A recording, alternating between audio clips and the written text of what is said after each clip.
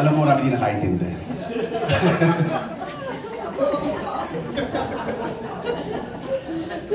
Ay, naku na ilolit. Ngayon naman po, isa sa gustong magbigay ng mensahe kay Nay Lolita, isa sa pinaka mamahalin niyang anak, Tita Sandy. Okay lang po ba?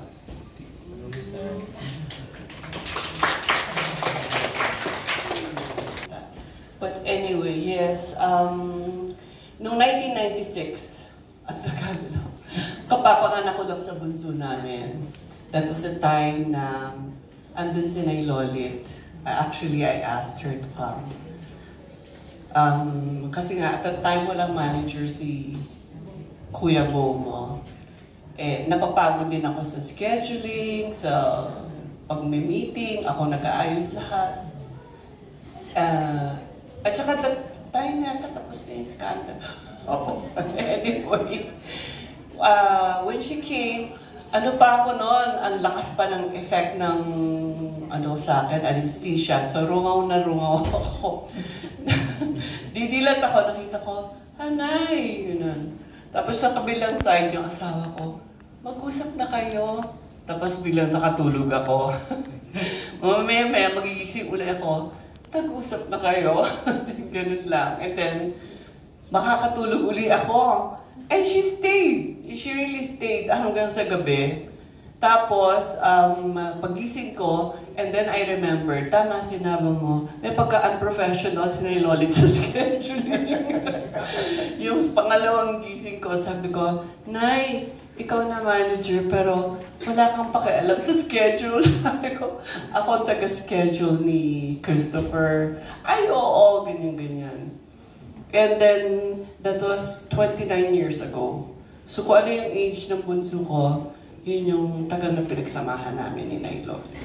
And ever since then, my entire life, wala akong naging second mother. Hindi ko. Ito sa muli Nay Lolit. Kasi hindi lang siya naging maalaga sa amin bilang talent.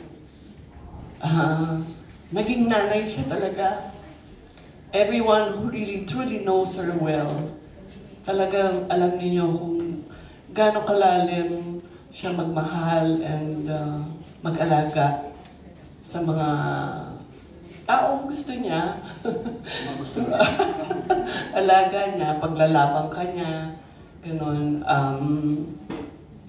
Ako lang siguro, si Christopher lang ang never niyang inaway o pinagalitan. Oh, never. Never at all. I guess it passed on to me dahil asawa ako ni Christopher. Yun lang. So, the last time I spoke to her, supposed to be na Gorky, diba? Dadalawin ko si nanay nung Sabado sa hospital. So, kausap siya ni Christopher. They were talking about a project, ganyan-ganyan. Ako kasi, ang hilig ko talaga, pag si Nay Lolit nasa phone or kausap ko or even in person, ang bigkas ko lagi sa kanya, I love you, gano'n. Somehow, siya din, I love you tuloy.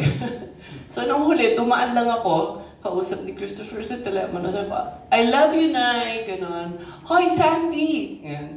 Ulitin ko yung sinabi, ay, si Benji pala. Kausap ko si Michelle. Sabi ko, si Sandy, kunin niyo, ganyan. Sabi ko, okay, never, thank you, pero huwag mo ipilit, ha? No, sabi niya, sinabi ko. Sabi niya, oo daw, gano'n. Dami pong saksi, ha? Not for anything. Ganon siya intense sa mga alaga niya.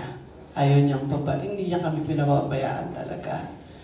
And, yun, so gusto ko lang sabihin, Nay, mahal na mahal kita, mahal na mahal ka ni Bo. Talaga namang mamimiss ka namin ng malaki, big time.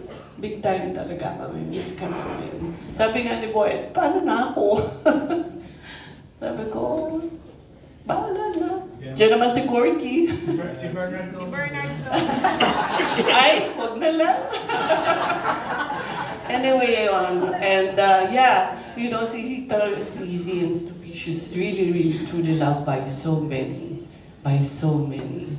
Yun lang. We love you and yeah, enjoy paradise with our Savior. Thank you.